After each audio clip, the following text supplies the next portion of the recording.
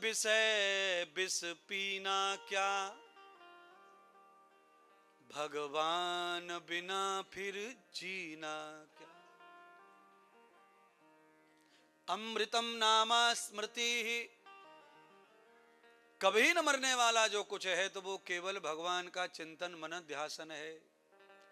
बाकी तुम्हारा किया हुआ कर्म भी एक दिन नष्ट हो जाता है, चाहे शुभ कर्म हो चाहे अशुभ हो, वह भी एक दिन खत्म हो जाएगा।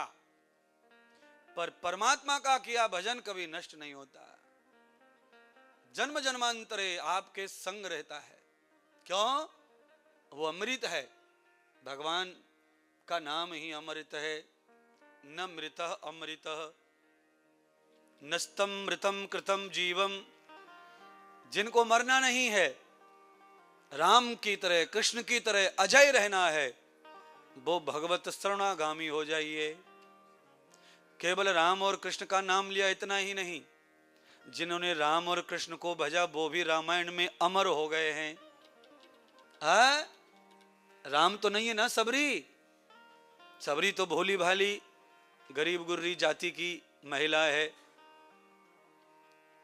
और जन्म से 3-4 वर्ष की बाल अवस्था से ही जंगल में महात्मा के शरण में चली गई, गुरु महाराज के। ऐसे गुरु महाराज पवित्र, ऐसी कन्या को, तो उस गुरु महाराज की कृपा से ही सबरी को राम का आशीर्वाद प्राप्त हुआ। बिना गुरु कृपा के ये संभव नहीं था, वो सब गुरु कृपा से हुआ। और गुरु जिस दिन जैसी कृपा करते वैसा सम्मान जिस भक्त को दिलाना है मिल जाएगा। क्योंकि केवल समझने की भूल करते लोग, हाँ महाराज है, साधु है, गुरुजी है, उनका गुरुजी है, इनका गुरुजी है, सूरज भी इनका उनका होता है क्या है? मुसलमान लोग सूरज को पूजते नहीं है, उससे ज्यादा इस तरह नहीं मानते देवता के रूप में। उनको चंद्रमा की पूजा अच्छी लगती है, चंद्रमा का करते हैं, पर सूरज उनसे भी नाराज नहीं है, उनका भी अंधेरा मिटा रहा है। क्योंकि ज्यादा जनसंख्या दुनिया में उन्हीं की है, तो भगवान सूरज तो उन पे कृपा खूब ही कर रहे हैं फ्री में, इसीलिए देवता देवता ही होते हैं। कोई माने न माने उससे फर्क नहीं पड़ता देवताओं को, पर जो हमारे ऊपर प्रसन्न है हमें उसे प्रसन्न रखना चाहिए। वो अपना काम कर रहे हैं, हम अपना करें तो आनंद आ जाता है लाइफ में, और सुख और सुख और सुख बढ़ते चले जाते हैं। अंधेरा तो मिटा रहे हैं सूर्य भगवान, पर अंदर से प्यार सहाय नहीं करते होंगे। क्यों? उसके प्रति उस तरह की मान्यता नहीं है। और सूर्य से ऊर्जा लेने वाला चंद्रमा, उसको पूज रहे हैं। चंद्रमा का अस्तित्व नहीं है देवताओं में कुछ ज्यादा, चंद्रमा के अंदर एनर्जी बिल्कुल नहीं है। एनर्जी वहां होती है जहां पानी होता है, पानी के अभाव में एनर्जी नष्ट हो जाती है। भूख में आदमी शक्तिहीन होता नहीं, पर प्यास में आदमी शक्तिहीन हो जाता है। तो बस आप ये समझ लो, चंद्रमा जो है चार्ज होता है सूर्य से, और उसी के चार्जिंग से रेटिना जिस तरह से चमकता है रोड पे लाइट से, ऐसे ही सूर्य के प्रकाश से चंद्रमा चमककर अपनी चांदनी से संसार में सोम रस फैलाता है। तो सूर्य की ऊर्जा लेकर चंद्रमा रात भर सेवा करता है, दूसरों से चार्ज होके फ्री में बांट रहा है, इसलिए चंद्रमा पूज रहा है। और तुम तो फ्री का लेके भी बांटने में टेंशन, अपना तो छोड़ो, तुम्हारी लॉटरी भी लग जाए तो भी तुम्हें टेंशन ही आएगा। हाँ, चंद्रमा से कुछ सीखो। सारी दुनिया सोती है और वो सबकी चांदनी, पेड़ पौधा, तरबूजे में जो रस है वो चंद्रमा का है, आम के अंदर जो रस है वो चंद्रमा का है, मौसमी में जो रस है वो चंद्रमा का है। सोम, चंद्रमा का एक नाम है सोम। सोम माने अमृत, और वो नाम गुप्त है, इसलिए भगवान शंकर ने उस नाम को ले लिया था चंद्रमा का उद्धार करते समय। इसलिए भगवान शंकर का द्वितीय ज्योतिर्लिंग सोमनाथ गुजरात में स्थापित है। जो चंद्रमा की भक्ति से ही प्रकट हुए शिव जी। और इसीलिए भगवान शंकर ने चंद्रमा को डूबने नहीं दिया, उसे जटाओं में धारण कर लिया। डूब रहा था, मर रहा था, तो जटाओं में धारण करके चंद्रमा के जीवन को बचाया भगवान ने। याद रखें। तो ऐसे हैं भगवान हमारे, इसीलिए मैंने ये भजन गाया। भर लाए गगरिया राम, ब्रह्मा ने पीली, विष्णु ने पीली, शिव जी ने पीली, लगाए चुस्की।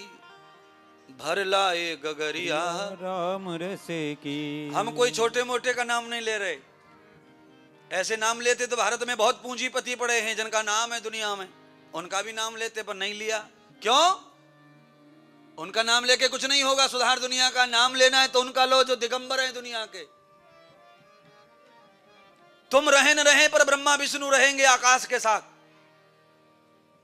रेरे गहरे का किसी का नाम ले दूं तो वो भी नहीं रहेगा दुनिया में, धूल में दब जाएगा वो भी। और मैं चाहता हूं कि तुम भी राम और श्याम ना बन सको तो कम से कम चंद्रमा बनकर, टुकड़ा बनकर, चंद्रमा शिव जी की जटाओं में जुआ बन के कहीं तो छुप जाओ। पर मुझे लगता है तुम्हारे लिए जगह शायद नहीं रखी है। अभी तैयारी हो रही है। शिव जी भगवान अपनी बगल में ही है। वो कह रहे हैं कि थोड़ा अभी पानी चढ़ाते रहो, मैं बाद में तुम्हें देखूंगा। पहले पानी चढ़ा लूं फिर तुम्हें चढ़ाऊंगा। पानी चढ़ा चढ़ा कर पहले शुद्ध हो लो, पवित्र हो लो और छोटे हो लो। क्या हो लो? छोटा हो जाओ। आप छोटे हो नहीं पा रहे हैं। कई लोग तो ऐसे हैं कि आ रहे हैं कथा में, कुर्सी खाली नहीं है तो वापस जा रहे हैं। धरती में बैठने से उनको छोटापन लग रहा है। अरे कुर्सी पर बैठने वालों, कथा सुन लो जमीन में बैठकर। अब थोड़ी देर बची है, आखिरी तो धरती में ही लेटना। हाँ, चाहे तीसरे मंजिल पे सोते हो पर घर के लोग ही उठा के लाएंगे, और जहां कार खड़ी है वहां लाके पटक देंगे, और वहीं बांस की लकड़ी लाकर रस्सियों से बांधेंगे और वहीं से लाद के बाहर से बाहर ले जाएंगे। हेलो मामा जी हो, क्या हुआ बच्चे, क्यों रो रहे हो बच्चे? मामा जी पापा चले गए रात को। अच्छा चले, अच्छा ऐसा करो बेटी, अब रोना धोना बंद करो, जो होना तो हो गया, अब जल्दी से खटिया से नीचे उतारो। मामा वहीं से ज्ञान दे रहा है। बोलो, पूरे 65-70 साल तक बेचारा कमा कमा कर बेड बना पाया, उस बेड से एक झटके में उतार के नीचे, 1 मिनट में उतार के पटक दिया नीचे। 5 मिनट और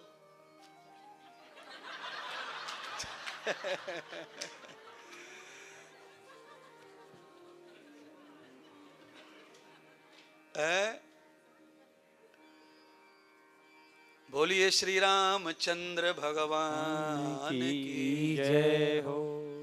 श्री सीता जी को, उर्मिला जी को, मांडवी श्रुतकीर्ति को, तीनों रानियों ने रथ से उतारने की जो विधि है वो मैं 5 मिनट की जगह 2 मिनट में कह देता हूं।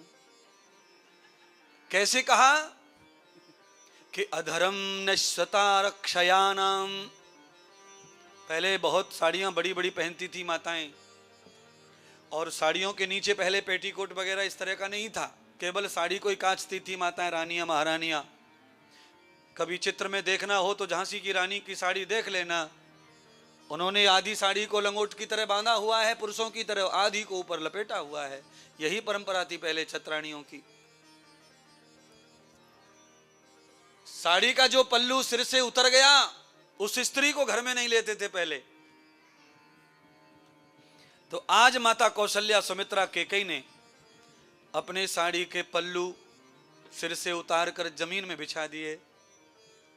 अधरामृतो न पदमूल जाताम।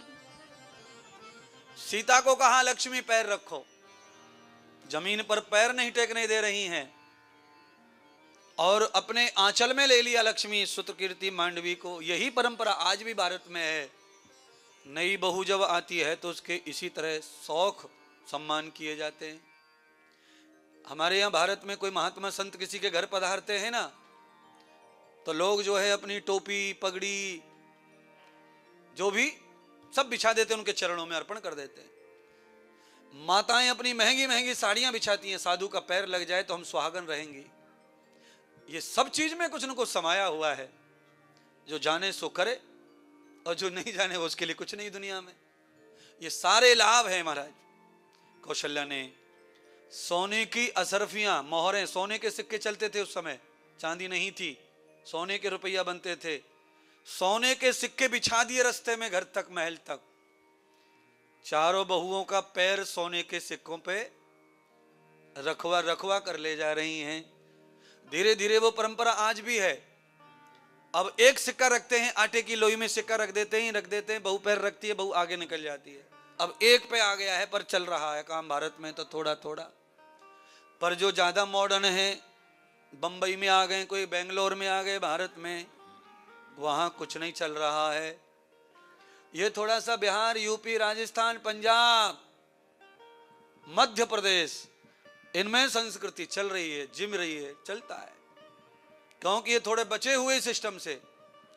और दक्षिण भारत में सिस्टम जल्दी खत्म हो गया। अंग्रेजी पहले घुस गई यहां, इधर से ही घुसे थे, पानी से आए थे ना, यहीं से घुसे थे गोवा। तो गोवा में तो पूरा निशान दिखता ही है, गोवा देख लिया कि लंदन एक ही बात है। सारा सिस्टम वही है, वही रेत, वही समुद्र, वही कपड़े, वही कुर्सी, वही छतरी सी, वही दारू, सब कुछ सिस्टम वही है। क्योंकि हाथी घोड़ा रेत में या कीचड़ में निकलते हैं तो निशान छोड़ जाते हैं। ऐसे ही जब दूसरी संस्कृतियां आकर जाती हैं, आंधी आती है तो निशान छोड़ जाती है। आके चली गई पर तोड़ गई, फोड़ गई, मरोड़ गई। ऐसे ही आकर के चले गए, भारत को तोड़ गए, मरोड़ गए, फोड़ गए और निशान छोड़ गए। निशान क्या? निशान क्या छोड़ गए? पिताजी, पिताजी को खा गए, डैडी।